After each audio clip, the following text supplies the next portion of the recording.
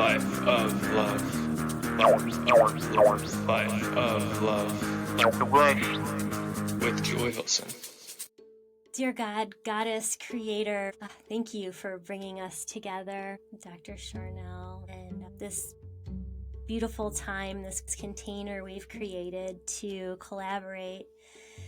And I'm just honored for her journey. I'm honored for the ways that Mother Gaia brings us together.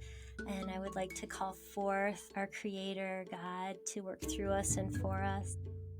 And our teams, our Akashic teams, our guides, our messengers, our soul guides, our higher selves, and angelics, all for the highest good to come forth. And I invite a collaboration of our teams. I invite Mother Gaia, as always, to bring forth a message for the evolution of humanity, and so we can have the new earth and anchor it into our plan. Help us be part of that and help us to understand our divinity. And may this message be brought forth with an intensity that is needed for the message, yet a kindness and a softness to mend the hearts that need to hear. I honor each soul's contribution, and may they take it what serves them and leave what doesn't, as we again ask you to work through us and for us for this ultimate creation and this one-of-a-kind divine timing. And so it is. Thank you. Amen. Yes, agree. Yay. So hello, dear friends, and welcome to another episode of Life of Love, where we gather every Thursday to reach into our hearts and pull out what needs to be seen, clear out what needs to be let go, and honor the bumps, honor the sparkle, and support each other. And, you know, this is a collaboration, this is a community, and I'm just so honored. I'm honored for my viewers to keep sharing these episodes and tuning in, have fun revisiting. So today's really fun. I get to connect with a divine soul, Dr. Sharnael Wolverton Sehon.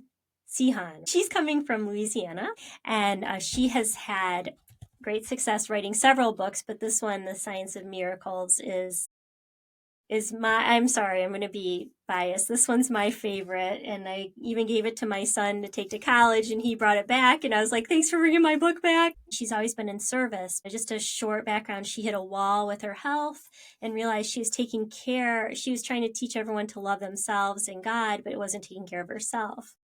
So it's a beautiful story, and her epiphany has led her to these spiritual enlightenment, these insights, and it's just been so much fun. I met her years back on a Laura Eisenhower call, and was just so delighted to be in her field that I bought her book, and I've been following her YouTube channel, so it's just been a great thing that we were able to come together this way. And thank you so much, Dr. Sharnael, for being a guest on Life of Love. This is so fantastic.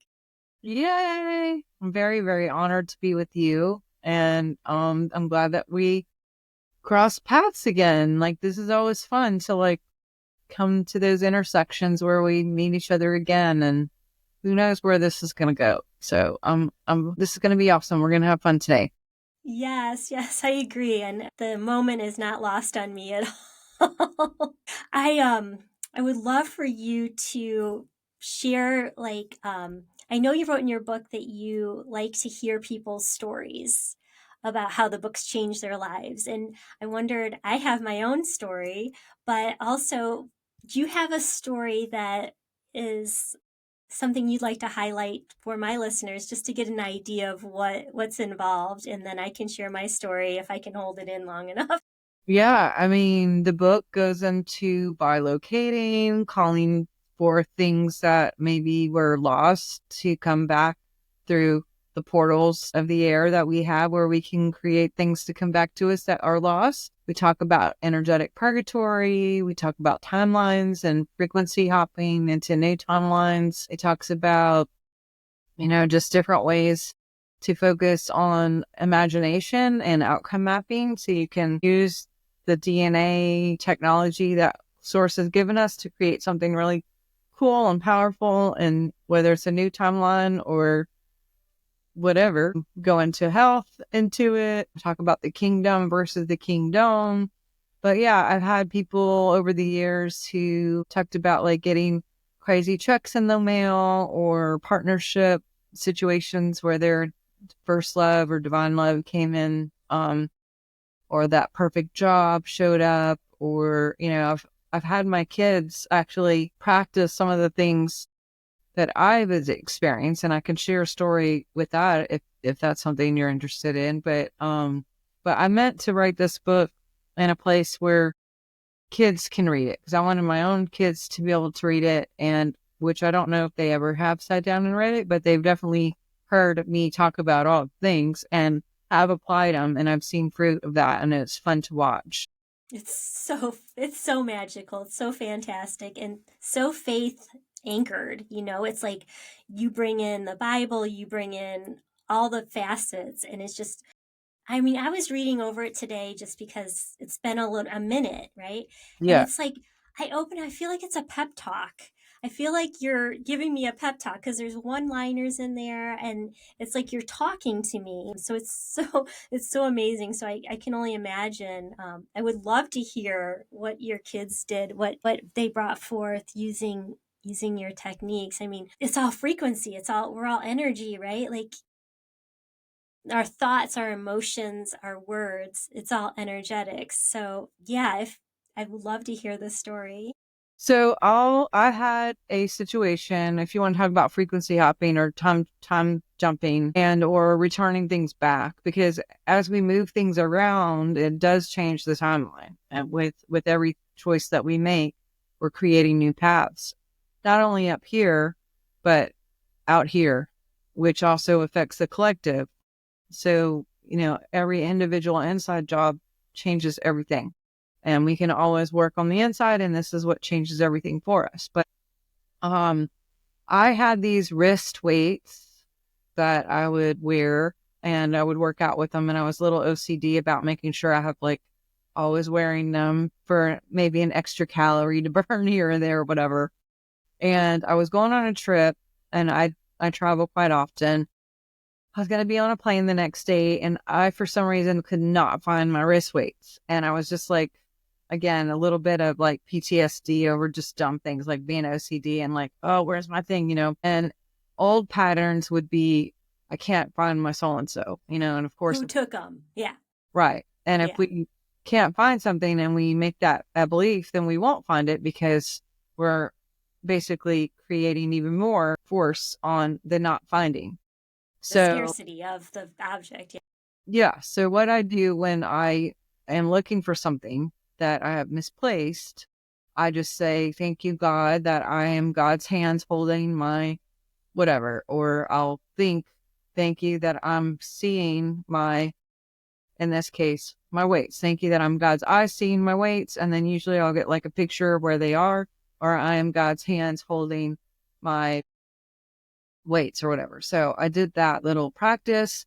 I instantly saw them at the gym, and I remembered that I was about to weigh myself on the scale at the gym, and I wanted an accurate real life, actual. You didn't want an extra 4 pounds, right? No. So I like these suckers off. I put them on the shelf, got on the scale to get an accurate weight, Yeah. but walked off and left them.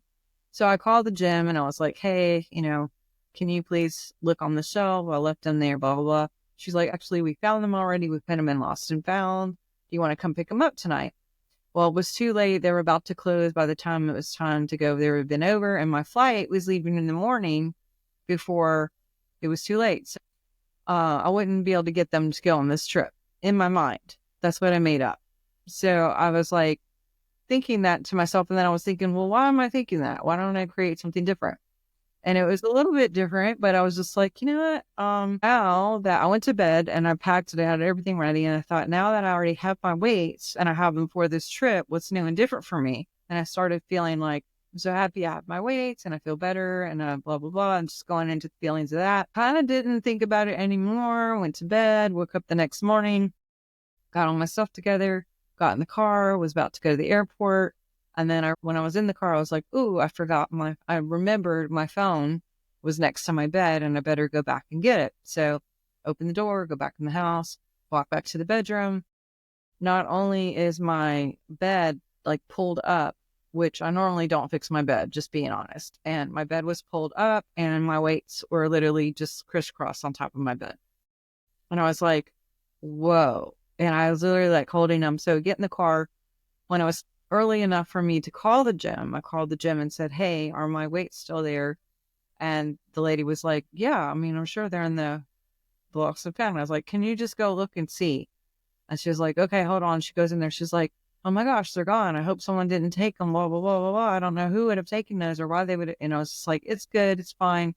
And I was just like a little bit excited and I'm like, still, you know what?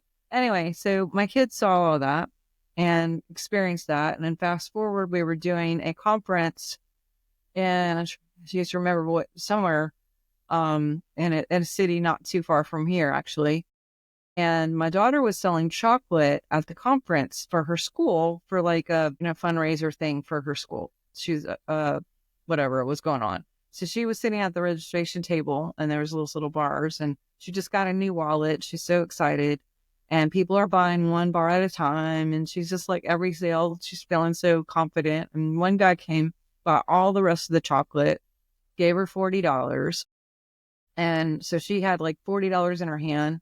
She was running around like, oh my God, I'm so rich. I have $40. And she was just running all over telling everybody her new wallet and she's so rich. And so we all see this. We do the conference that night. We're putting everything up and like going, packing up boxes and booked tables and chairs. And I could see her upset and she's crying in the corner. And I was like, oh my gosh, go over and check on her. I'm like, what's going on? And she's like, she said she couldn't find her wallet. She didn't know she dropped it. And I was just like, hey, you know what? We're going to find it.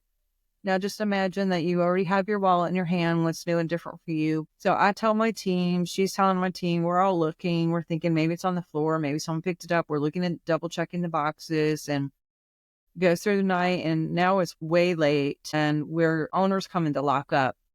And we explained to him, if this happens and you find it, can you please call me? Here's my personal phone number. My daughter's crying, blah, blah, blah, blah, blah. And he's like, sure, sure. I look at her. I don't want her to be upset. So I'm trying to look at the bright side and put in my own practice. And I was like, hey, remember when my mom did the weights? I was like, you have the same power.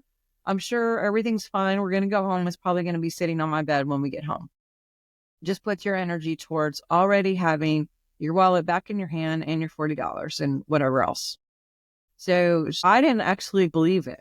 I'd said the words because I just wanted her to be like calm and think of things a different way and said it in front of the lady that was working with me. And she took my daughter and I took everything else. And went all separate. And there's about 40 of us that were all putting this conference together that we were going to now go to my house and debrief on like how things went, what we could do better, that feedback, and that kind of stuff. So we go in and we have food and everything. We're all just going to celebrate that it's over too and talk about how fun it was. And my daughter makes a beeline, like she goes straight for my bedroom. And I don't know that she's doing that. I'm just too busy like bringing things in and whatever. She comes out and she walks in and she's kind of like, and I was just like, what's going on? And she was like, it's not on your bed. And I was like, oh, honey, okay, I'm so sorry, blah, blah, blah, blah, blah. Next thing you know, she's like, disappears. She comes back a few minutes later. I found it. I'm like, look what I have. And she's showing her wallet and her $40. And she was like, it was on my bed. It was on my bed. And I was like, see? And like, I honestly didn't even believe. And all of those people there knew we had not been home. They all saw that it was there. And it's literally like 30 miles from here. And so, yeah. How do you explain that? I don't know. But somehow we had like a frequency time jump where we just made this whole new like path with her energy and maybe a little bit of mine because I'm the one who was like, remember, I think when faith comes by hearing, and when people hear other people's testimonies over and over and over, it gives like an encouragement or a belief system to believe it can happen. And I know like even when I was dealing with cancer and different things in the past, I brainwashed myself by watching instant healings and, watching all these like health type shows where people went ketogenic or carnivore and then they were healed, or whatever else biohacking they were using and they were healed, or maybe it was just prayer and they were healed. And I know when there's been death in the family, I will just like OCD watch, near death experience videos or whatever, just so I can just kind of feel better about the situation and brainwash myself into something like positive instead of just like being sad and depressed and they're not here anymore and blah, blah, blah, blah, blah. So, I mean, I think I'd love to hear your story though. I want to hear about your son and what happened. Yeah, well, you have lit up so many things in me. I'm just like, and I was just reading something earlier about how we're so entrenched in linear time. A and B happens and C happens. But there's so many choices.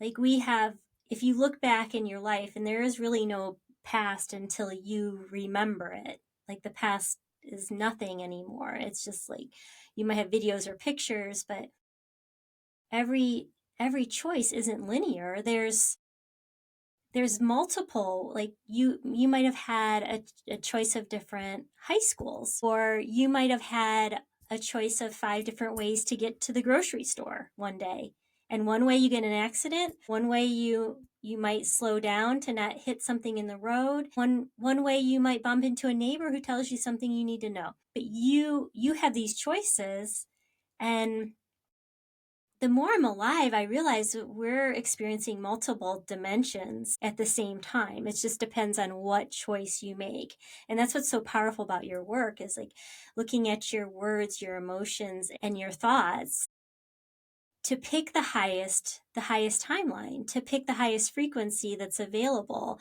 And it's not that you're perfect, but it's this continuous picking, so that you don't go back to that linear thinking. You go back to what if. And the ultimate possibility of the most real thing is when you find something you lost energetically, you've put that object back into your timeline, because you're not accepting that loss. You're not accepting that, well, I'm the victim. I lost it, or someone stole it, or this lower vibration of this myth of scarcity.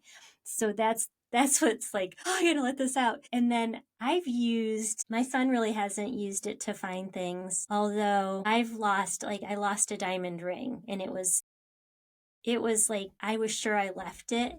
I went to get a facial, and if you take all your jewelry off and leave it, I didn't remember putting it back on. And I said, hey, did you find it? And they said no. And I remembered your book. I remembered what you said. And I put myself in the space of opening the drawer and finding it where I usually keep it. And I knew for sure I wore it. I had it on when I went there. I just remember putting it back on.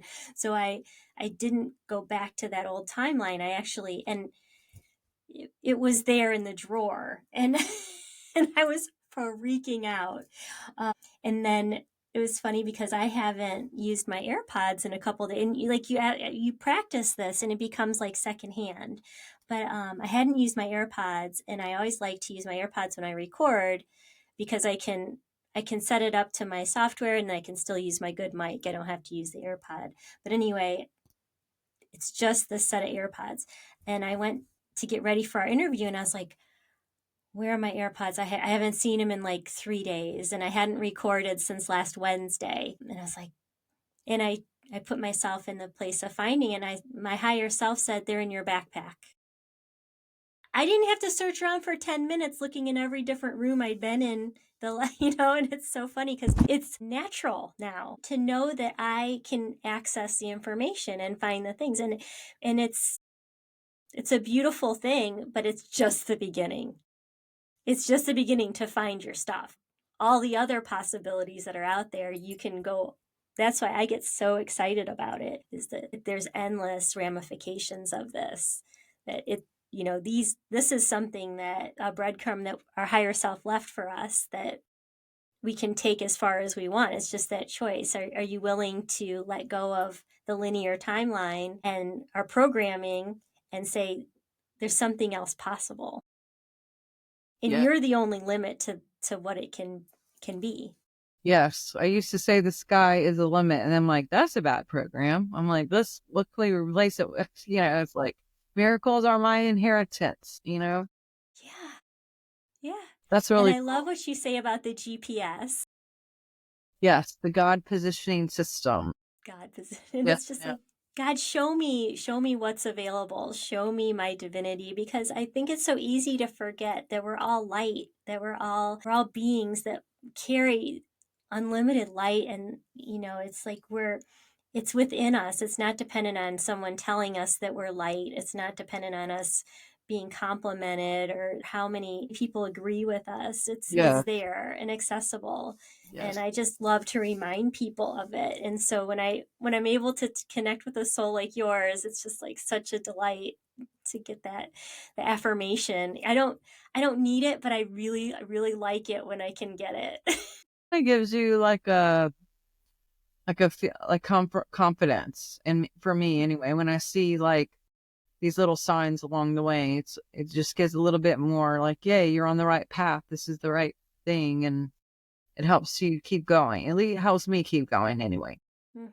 Yeah, it's an affirmation in the community. And so I'm dying to ask you, when you wrote about your book, when you entered the room and you saw the light beings, and the one light being had the book open, and you said, I want to be part of that book. And that's when you said, God, I'm here. Show me what I need to see. That was so powerful. And I just wondered, what do you think the book was? There were lots of books. They were stacks really, really high. The books were really fat. I mean, they were ancient looking. Later, someone had said, well, do you think those were the Akashic records? I had never even heard of that before. I had another guy named Paul Keith Davis who had written a book called The Libraries of Heaven, and he had had a similar encounter where it was just rooms and rooms of books. And I mean, I don't know about your heaven, but my heaven's got a lot of books and a lot of animals. I'm just saying. But yeah, so I think, or I choose to know, but I feel that it had some sort of futuristic, like prediction type timelines, or could have been past things, or it's hard to tell. Honestly, it's just like records of things, records of who's with who people, who's healed of what and how. That's what the book that I saw is, just healing after healing after healing, and how they were healed and what time they were healed, what day they were healed, how they were healed. And so, yeah, I was very overcome by the opportunity that I felt was maybe presented to, or I don't even know if it was presented to me, but I was just like so enamored. I'm like, oh my gosh, like this is what a cool thing, can I be a part of that? And then instantly they were like, yeah. So, She said yes. And that's what it is. It's saying yes. yes. You said earlier, when you work on yourself, it affects everyone else's timeline. And so that's a really powerful thing to anchor to, is that your progress is humanity's progress. That those books, and I got the strong feeling Akashic records when I saw that. I was like, she didn't write Akashic records. It's got to be Akashic records. I didn't even know, I never even heard the terminology before until someone years later told me. But, but yeah, it's interesting how, you can get like a word dropped into you or something, and you're just like, what does that mean? I got to look that one up. Mm-hmm. But we have access to all of these things when we're open and when we remember just to stay open and let things just come through. But, you mentioned the thing about, as we work on ourselves, we're working for many, especially us as mothers. Every child that we ever carried, whether they're with us or not, any partner, man or woman that we've ever been with, like all of that is within us still. And so we change ourselves. There's an element of shift that happens within our DNA, which shifts the connections that we have with any of those partners or any of those children we carried. A lot of times when we've done these seminars, we'll go around the room and we'll be in a circle, and different people will have these epiphanies, and they'll just like have this resolution, whether it's emotional or physical or health wise or abundance or whatever. And then, or maybe they haven't spoken to their dad in 7 years and things talk we get moved, like there's some sort of shift, and or a kid or something, or a long lost love. And then we have this thing that happens, and they'll come back and I'll say, well, report your miracles. What's happened since we were just here? And they're like, my dad called me out of nowhere, or my daughter called me out of nowhere, or do you know that my former love of my life just contacted me and said X, Y, and Z, and we're getting together. And it's just like, and you're surprised. I mean, I'm surprised every time, but I'm also like, of course they did. Yeah, it's living in the what if. I love that when people say a weight was lifted. And it really truly is, because you're able to shine. You're able to say, I'm open to something better. I don't want to stay in this. I don't want to have the same reaction. I want to respond. I want to choose. I'm not going to rinse, repeat my life. Because, we're drunk on free will. We're here, we get free will, we can choose any kind of response. Some of them are beneficial to us, and some are hurtful, and and there's no right or wrong, but this free will is, it's a thing we got to deal with. And we say, oh, we have free will, we can make choices, or maybe you feel pushed up against the wall, like you don't have a choice. But being here, we don't always pick the highest good, and that's okay.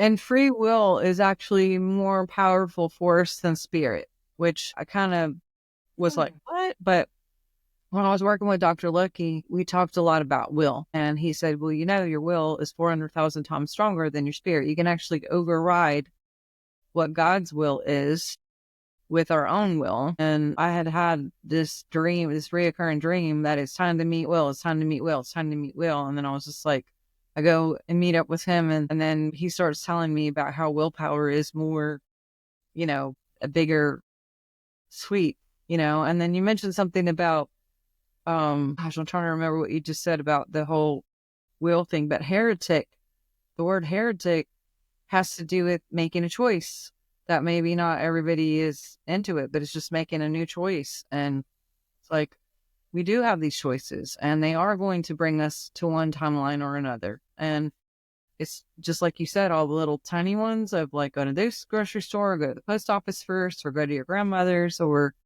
stay home and sleep if you need to, like all the little choices that are minute to minute to minute, to the big, big things like, where do I live, and who do I do life with, and what job should I work at? Should I shift and sell everything and start over? Or it's all together, but the macro and the micro all help kind of weave this life we are in, energetically and physically.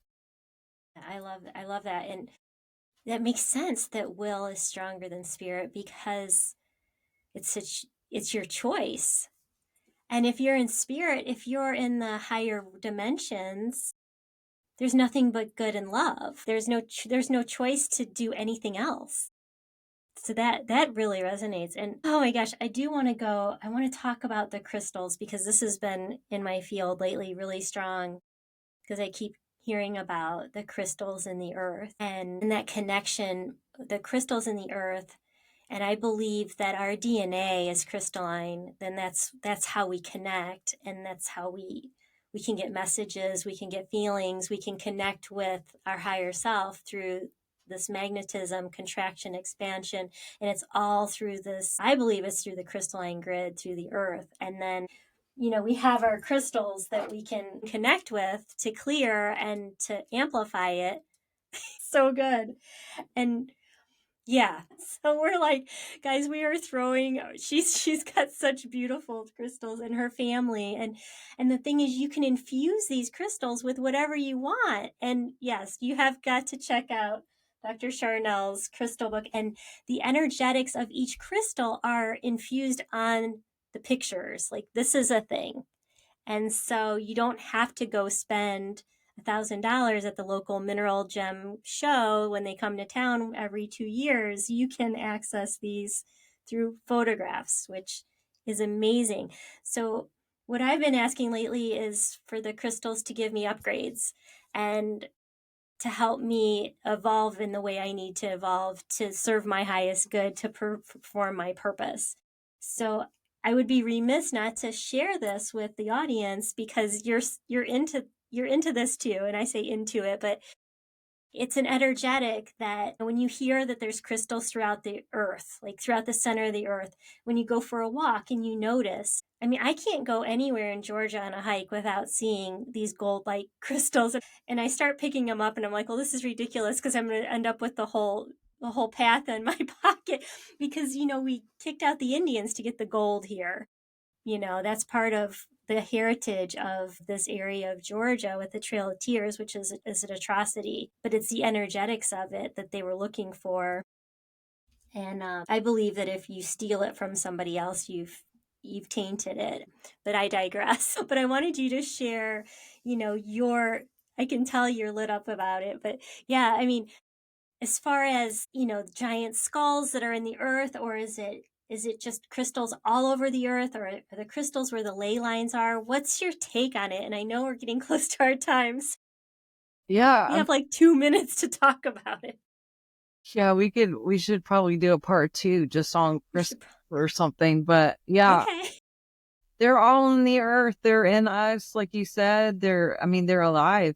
We are alive. Just like, Tesla says crystals are alive. And I actually really love Tesla. So I'm going to go with that. But they do. I thought that it was all like weird and woo woo, but there's a lot of science to it and there's frequency to it. And when we work with other things that have frequency, like oils or decrees or music or, anything, we can have triple anchors to hold certain octaves or frequencies or verses to hold that timeline, and or we can snag it out or clear trauma.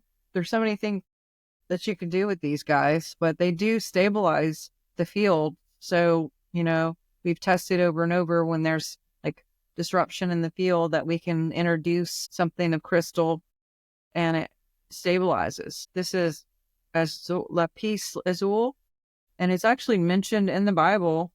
This specific one.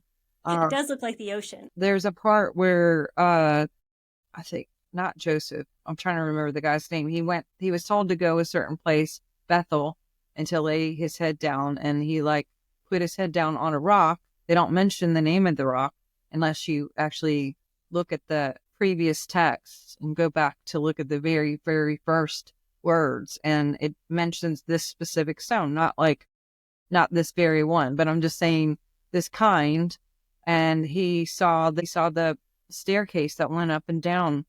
And, or I like to think of it as like the DNA, because it looks like a DNA spiral of some kind.